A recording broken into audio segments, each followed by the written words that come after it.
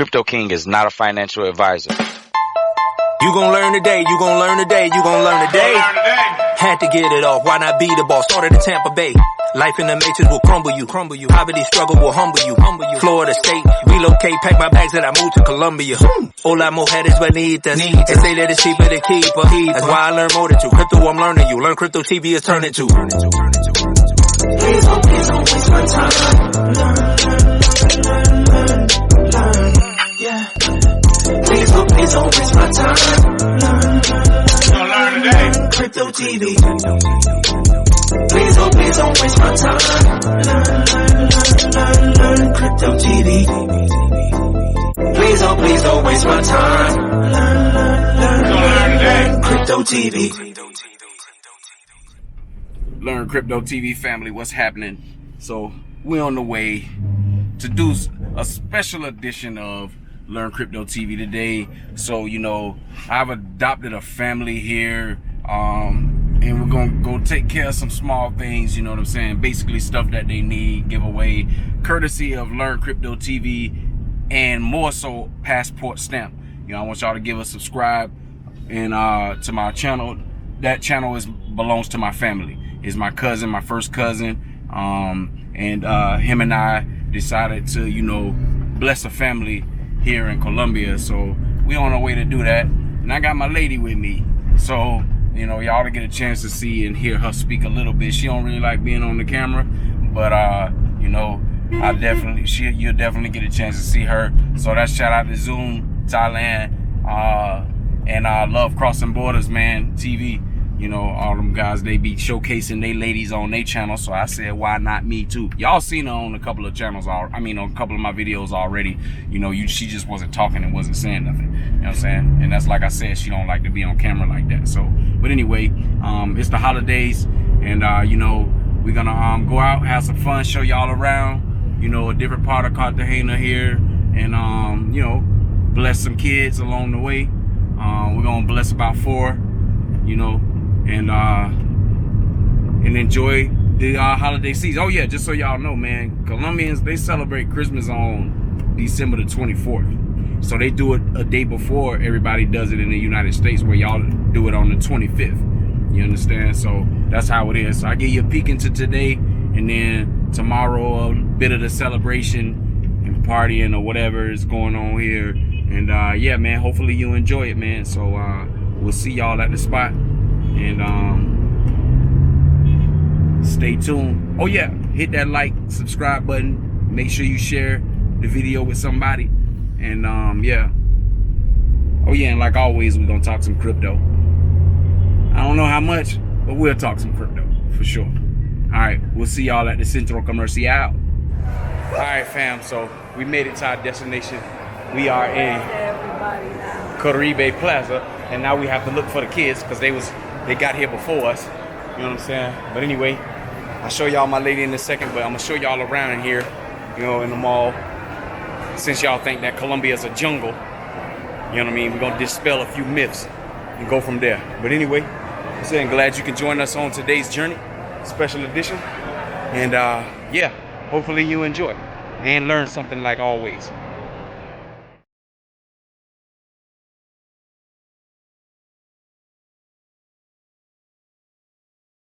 Welcome, family, and thank you for tuning in to Learn Crypto TV. So on today's episode, I want to talk to you about some of the upcoming trends that you may see in the year of 2023. Let's dive right in. Now that 2022 is out of the way, we're taking a dive into what will be the big cryptocurrency talking points around the virtual water cooler in 2023, and which projects may be worth keeping an eye on as this year progresses. So one of the topics that is going to be discussed largely in part by the way of security and the new digital adoption via currency is self-custody. Cataclysmic events in 2022 generally drive the trends for the upcoming year, and perhaps none of them more so than this particular concept, self-custody. So just to catch you up to speed, when FTX collapsed in November, it became an expense for a lot of people that were invested in crypto. $8 billion in customers' assets were being held on exchanges. So whether this is by mismanagement or just flat out theft, it turned out that Sam Bankman-Fried's crypto exchange was playing fast and loose with the user funds, opening high margin risky positions that ultimately saw funds disappear. Yet that it didn't need to go down that way, as more sophisticated crypto traders did understand you do not need to entrust your digital assets to any exchange. Not your keys, not your crypto. Whether it's a simple third-party wallet such as the Trust Wallet, Exodus Wallet, the Ledger, these wallets let you retain full control of your crypto by not leaving them at the mercy of a bad faith actor, in the case in point of FTX. You can also even opt for hardware wallets such as the Ledger Nano, like I just repeated earlier, which is a small USB device that lets you store your coins completely offline. If you want to learn more about these wallets, you can go check out a past programming that I did on Learn Crypto TV, talking about the crypto wallets and how you should use them, and some of the ones that I recommend you looking at. So while these wallets do add an additional layer of complexity for people just getting into crypto trading, they are likely to become more popular as the fragility of the crypto exchanges becomes more apparent. Trust Wallet token, or TWT, was among the best performing altcoins this year, having rallied to an all-time high following the FTX's collapse. Its success might encourage a groundswell of competitors in the new year coming, so watch out for the early investment opportunities. Trust Wallet token, just so you know a little background, is a wallet that was created by Binance and is still used to this day. But you own the private keys to that wallet. So you have the keys, it is your crypto.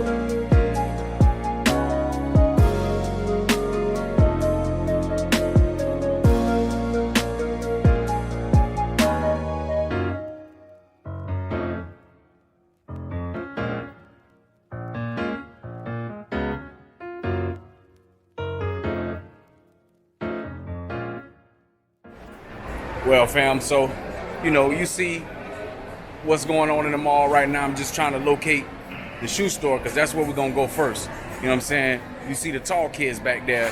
You know what I mean? My friend his name is Blast. Those are his 3 kids. But, those are going to be some of the tallest people that you see in Colombia, man. They dad is like 6'4" or something like that. You know what I'm saying? So he have tall kids. He have a son, this is his oldest, and then he had 2 daughters right up underneath them. All of them tall, man. You know what I'm saying? So that's what we got going on. So I'm going to take them shopping because, they lost their mom a little over a year ago. And, and it's been rough on them right now.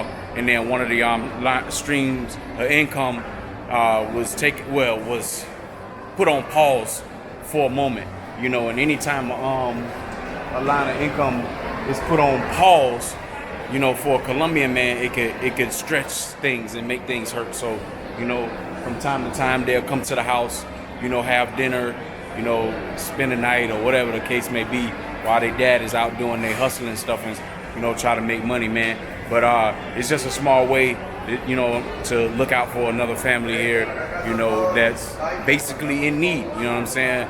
Because who knows what would occur, if they didn't have the help to be able to at least feed them or whatever. And, in this case, just wake up and have something that they can be like everybody else and celebrate, you know what I mean? So, that's what we got going on. So I'm gonna look out for them on that. And yeah, man, shoot, again, subscribe to Passport Temp, because without him, we wouldn't have been able to make this happen. So Passport Temp, salute. Like I said, that's family. And yeah, man, we're gonna make it happen. But anyway, take a look.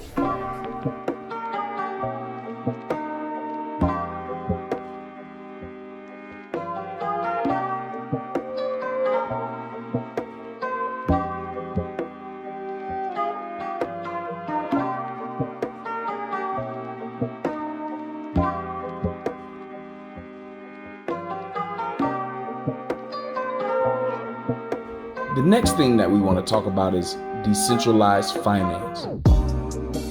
So centralized exchanges and leading protocols went through the ringer this year. From FTX to Celtics, by the way of Voyager, BlockFi, and more recently Genesis, it all seemed that every single month brought a new failure for centralized exchanges, or CeFi. As such, in 2023, could this be the year for decentralized finance to really take off? But why? With the trust of the CeFi perhaps irreversibly damaged, the benefits of the trustless peer-to-peer financial ecosystem powered purely by smart contracts and not people will become more apparent. But consider yourself warned. DeFi is far from risk-free. Yes, no dodgy or CEO is going to rob you blind. But being something out of no man's land, scams are at a ripe. And while hacks do exist as well, liquidity issues and slippage problems are also common. That being said, some DeFi protocols have stood the test of time and could be beneficiaries of the DeFi revolution. For looking into getting into an Ethereum-based DeFi trading, Uniswap is one of the top, if not the top, decentralized exchange, while PancakeSwap is the leading decentralized exchange on the Binance. The reason why I'm telling you these two is because when you are in America, you only have access to certain exchanges to be able to do these swaps. And it is better for the American audience to be able to use Uniswap. And it also happens to be the #1 decentralized exchange or swap. And then PancakeSwap, it's easier for people who have Binance accounts, for those of whom who live internationally outside of the United States. Just for a word to the wise about using decentralized swaps and exchanges.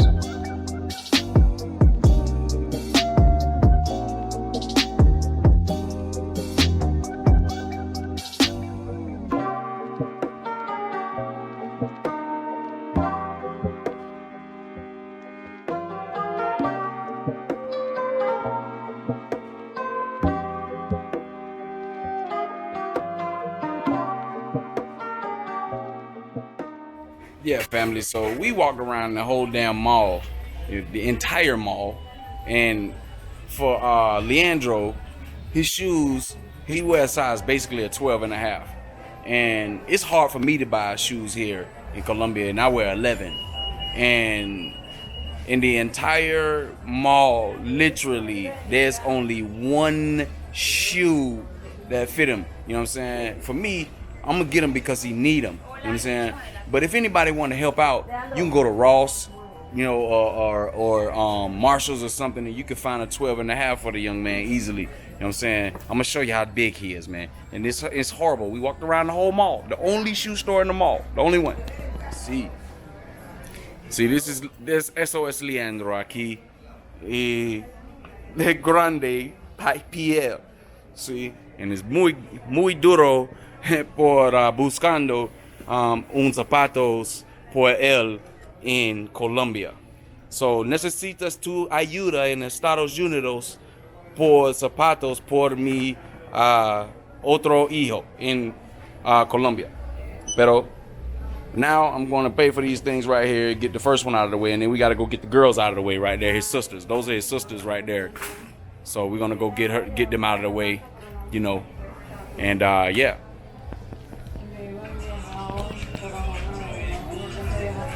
So again, if you would like to help or assist, you know what I'm saying, you can hit me up at CryptoKingLos@gmail.com.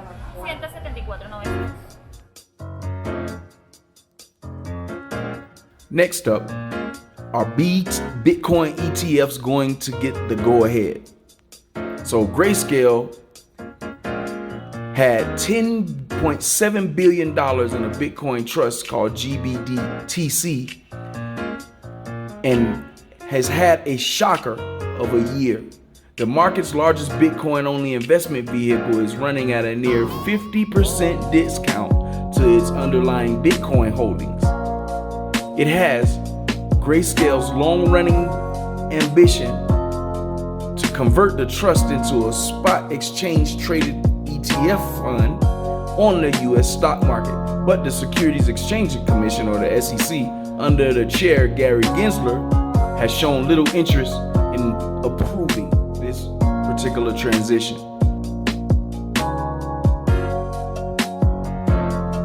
Down here in the Mercado area down here, you know, there's a whole lot of people going on. There's a whole lot of shit, whole lot of movement going on too. You know what I'm saying, you know, but we still on the hunt. Got to get the two girls some shoes. You know, man, it's hot out here. You can see I'm sweating.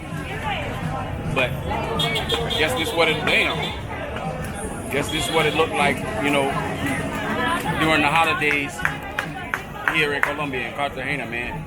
You know, it's all kind of, you see all kind of stuff going on around here, man. You know, some of it'll make you sad, some of it'll make you glad. You know, the glad part is you see a lot of families together. But that's all the time, you know, on any day pretty much. But I guess more so now because you have other people traveling from other places in Colombia to come be with family and stuff like that. So, you know, you seeing a whole lot of that, you know, out here right now. And it's a lot of black folks out here, you know what I'm saying? It's mainly what's in Cartagena for sure. But, you know, man, I don't know what to say. Well, how to feel. First time I'm here with it. So, you know, but yeah, man.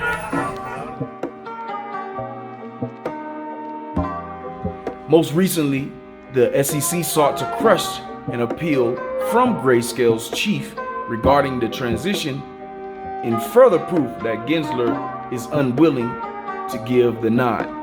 But could things change in 2023? Gensler is under intense scrutiny right now over his handling of the FTX crisis, which has spurred Democrat Richie Torres to ask the U.S. Government Accountability Office, or the GAO, to conduct a review of the SEC's failure to protect the public from the egregious mismanagement and malfeasance of the FTX debacle. Yeah, you see all this shit going on in here in the third world country, huh? Don't look like that to me. There's too much movement going on around here, man. I can't give y'all everything because I don't know. Pickpockets, all kind of bullshit. But, you know, when we get back out there in the street and it's a little less congested, I'll come back and talk to you. Matthew Segal, head of the digital assets research at New York fund manager Van Eck, went as far as to theorize that crypto permabear Gensler could be on the way out in 2023. A shakeup in the SEC could renew the hopes for a more liberal approach to Bitcoin's ETFs, although it is safe to say that it will be an uphill battle. One thing is for sure, that Grayscale is not done pressuring the SEC just yet. Man, I tell you what, man, it's a whole lot of shit going on in here with this shopping shit in Colombia, and everybody is out the day before they actually celebrate this thing, man. So, you know, we in the shoe store. Hopefully, this is the last spot, you know, with the girls, because they was, you know, I guess they're particular or whatever. So, you know, they end up getting an outfit, and now they're looking for the shoes to go with the outfit.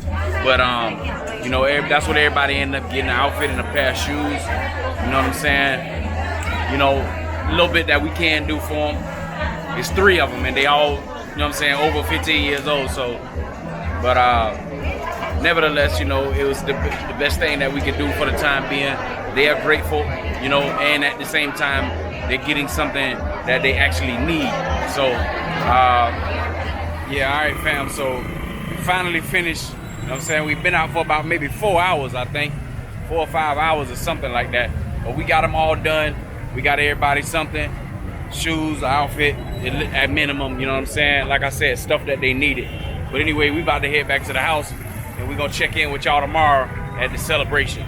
But anyway, on the way up out of here, check out all this riffraff over here in the Mercado area in Cartagena.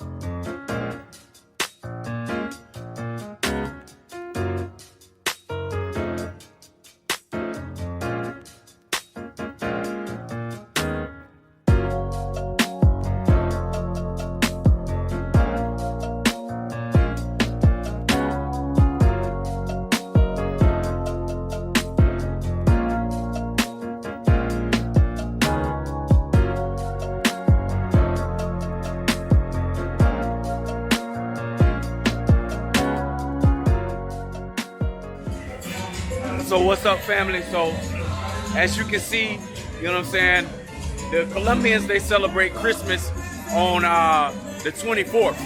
So that's what's going on. You hear all the music going on and stuff outside.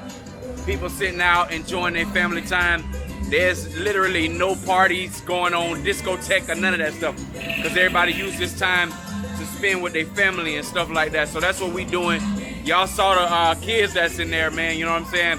Like 3 of them, the taller ones, they are brothers and sisters, you know. Courtesy of Passport Stamp and myself, we were able to, you know what I'm saying, help make the Christmas a little brighter for them. You know, a little over a year ago, man, they lost their mom unexpectedly. It was just an unexpected death, you know what I'm saying, or whatever.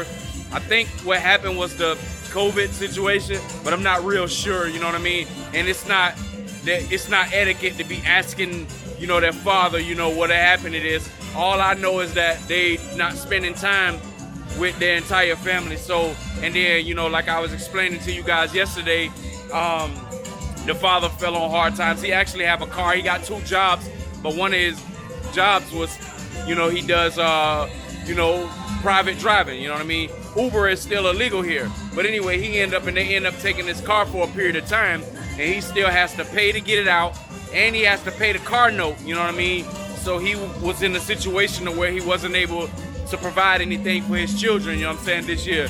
So, you know, fortunately enough, Passport Stamp, it was laid on his heart, you know, to help me out, really, you know what I'm saying, to make sure that these kids have smiles on their faces on today, you know what I'm saying? So that's what it was, man. But, you know, shout out to Passport Stamp.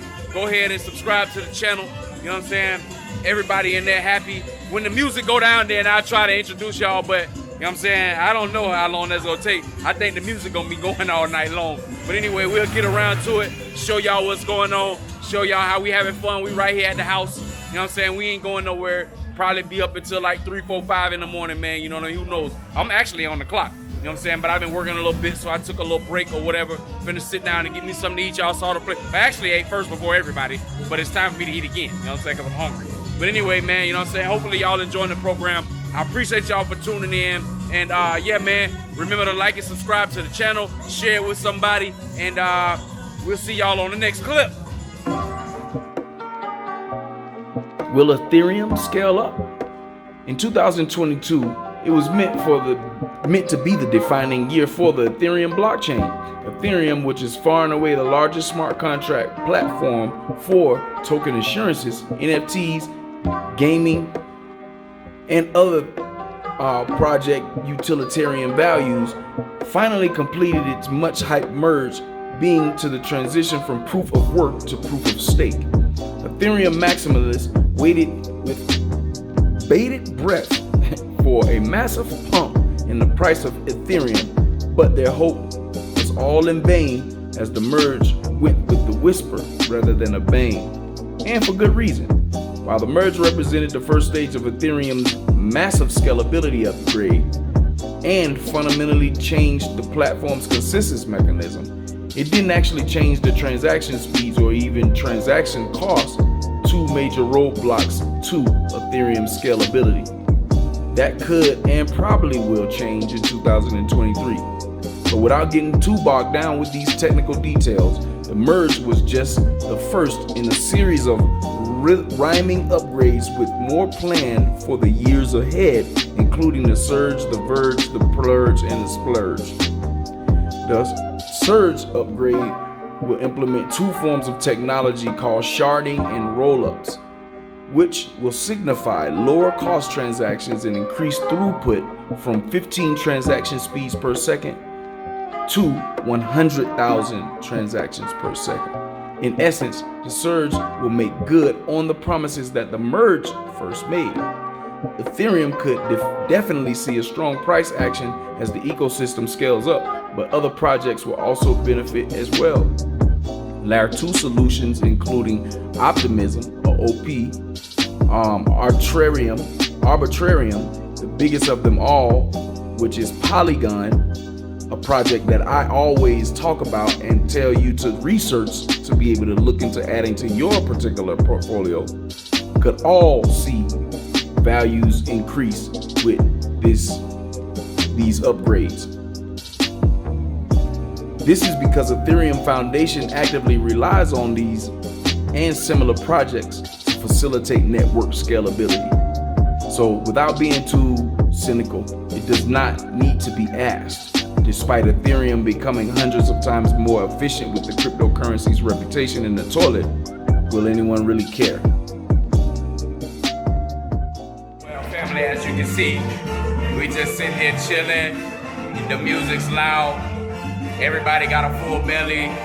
You know, it's coming up on midnight. So on this episode, on the day that's coming up, it's gonna be Christmas for y'all when it hit 12 o'clock. That's what it is. Like I said earlier in the program, Colombians celebrate this day on the 24th. So that's a difference in culture and the way that it goes down here. Actually, they celebrate this holiday from the December 7th all the way through till tomorrow morning. So, you know, and then they'll start doing the the New Year's Eve thing, which also involves nothing but family. You're not really gonna be out in the street partying and doing all the fireworks and all the stuff that take place like in the United States. It's not like that here. But anyway, you know what I'm saying? Hopefully y'all enjoying the program and you actually learning something. You know, I'm sure copyright strikes gonna come on this one because I don't know who knows the name of this music right here. But either way, it doesn't matter because it's a special edition. You know, this is not something that I normally do anyway. You know, I just yield to what was already established here. You know, in time, the king's adoption will be in place. You know what I mean? That's just a matter of time. But at the end of the day, right now, it's not about that because, you know what I mean, I have time to be able to implement a successful process here as the king of the castle. You know what I'm saying? So, but anyway, you know what I mean? Thank y'all for tuning in. Show y'all a little bit more, and then we're gonna end it, short because hell, I gotta sit down. I've been working all day. It's time for me to get off, and I gotta go chill with everybody else. So, but anyway, man, I'm gonna check y'all on the next clip, and then after that, we'll end the program.